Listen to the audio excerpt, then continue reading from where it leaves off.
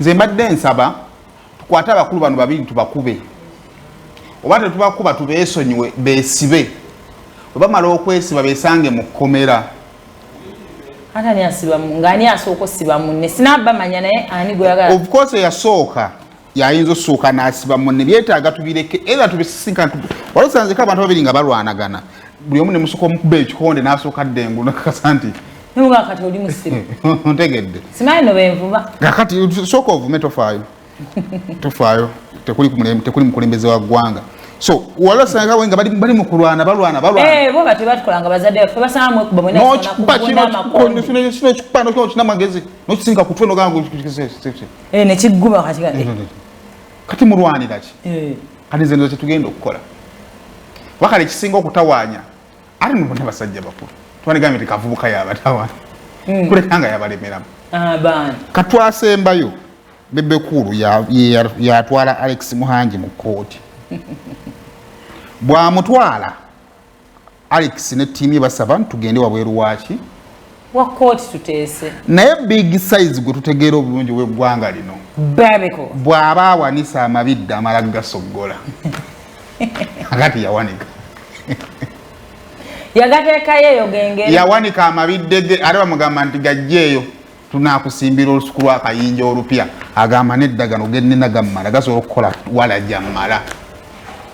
kakati Alex naye nga najjukira nti nno of course Masaka Road agikwata nenda takoma mu nnyendo yeeyongerayo ate tadda kimaanya ate takwata ku lw'ekyotera yeeyongerayo ate lwaki eno ewaffe eno ng'okutte ku lw'ejjinja zo baziyita mputtu ate ewaabo bagiyita gume ebintu bibiri byanjawulo emputtu kakati Professor Nkambi kule wano Professor obijjawa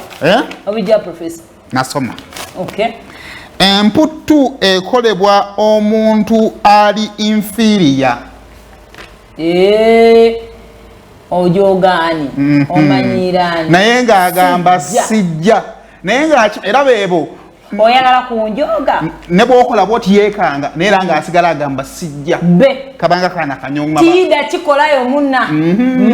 na digo ya chokoba nakoba nti tayina kyasobola kukola kuddiza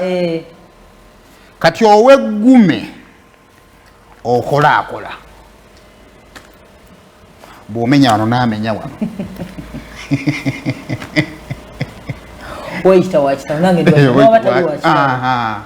kati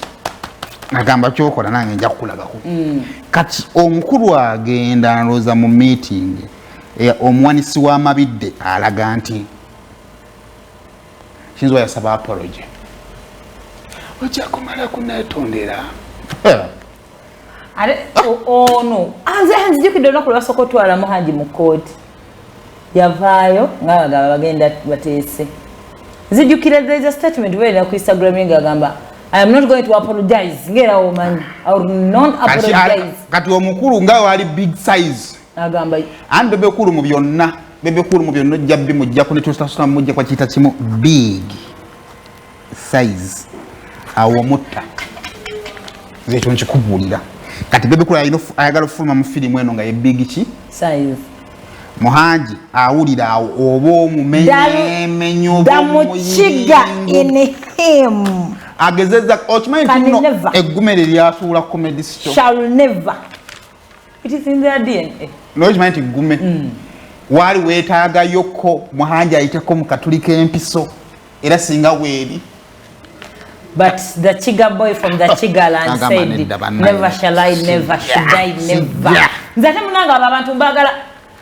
nga mwena buli omu asinzidde gyali agambye bbe kakati okumanyibwa lw'enkwatagana eri okugaana Muhangi n'ayita council and also kati Bebe Cool is in position tukkirize tugaane ngera omanyi nti tuli mu nsi egamba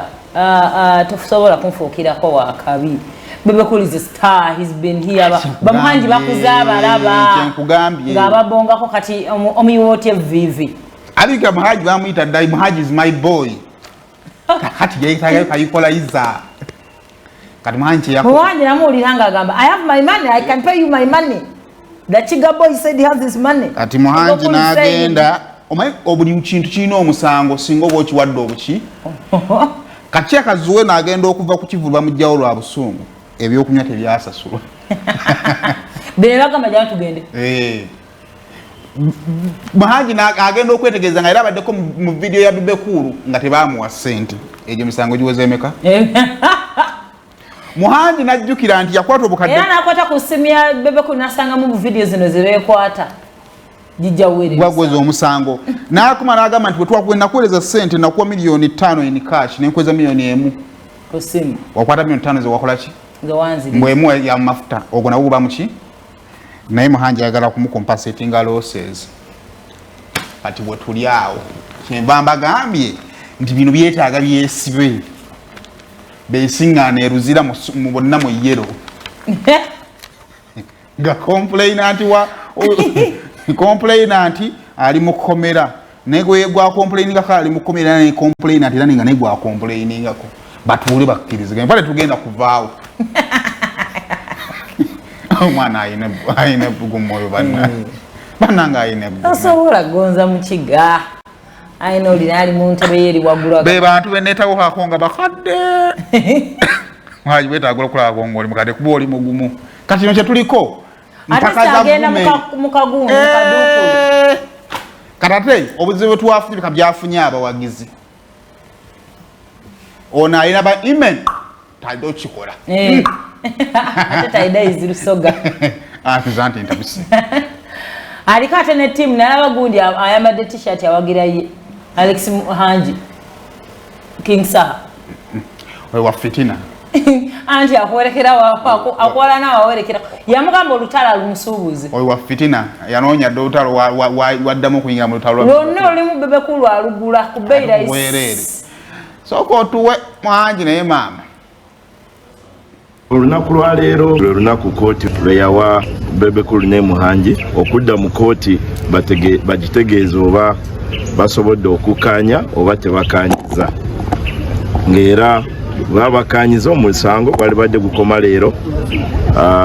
kooti negugoba olw'okukkaanya kwa parties zombi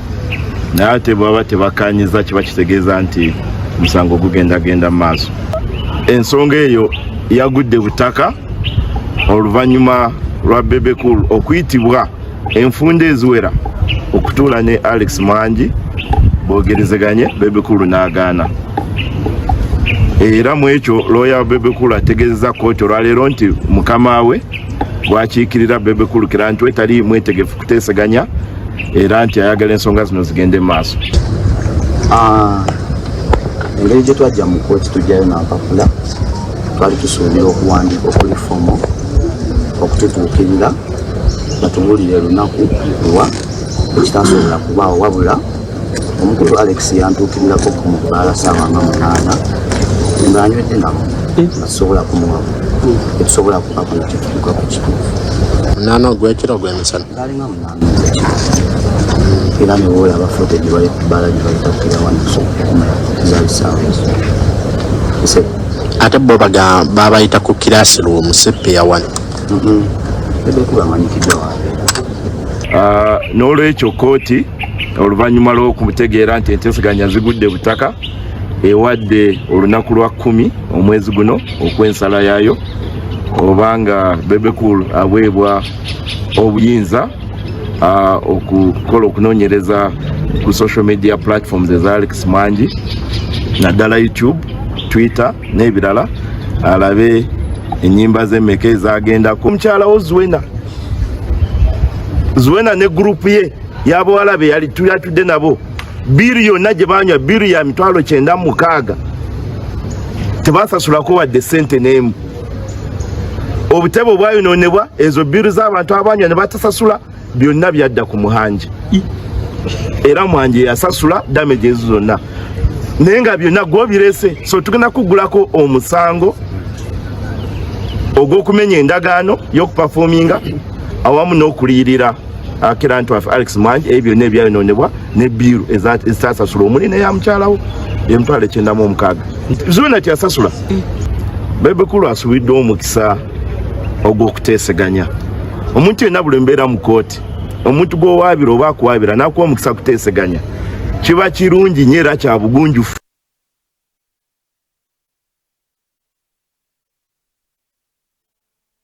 Wanyula soda emitwalo 9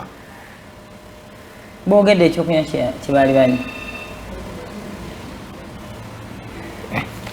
nze mbadde kukikwata nti yakago batundayo nze bwe baŋŋambye nti Hasifa yanywedde ebyokunywa zubongo bungendedde kuko bisobola okunywa ebyokunywa ebyokulya bagambye yalina mikwano mama balidde chipusi za mmeka ezo yalina mikwano gye balina ebyo ebintu olaba balina n'okugamba nga balya n'okunywa rounding in, but those bars are really expensive. Kyova abasajja musooso waze nnyo ekintu jangu n'ejangu wekka kati ogwa ku mikwano gya zuwe nange men are rich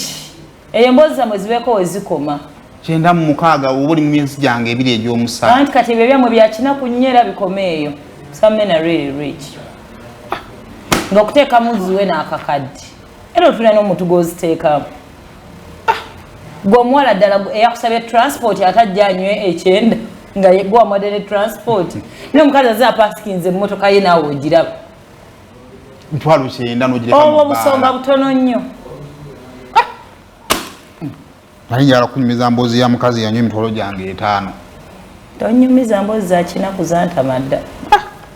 bannaye yo twali ne spice wano netumubuuza ku nsonga za 10 Spice mami omuyimbi naye agamba naye ebya 10 awulira biwulire nti abimanyi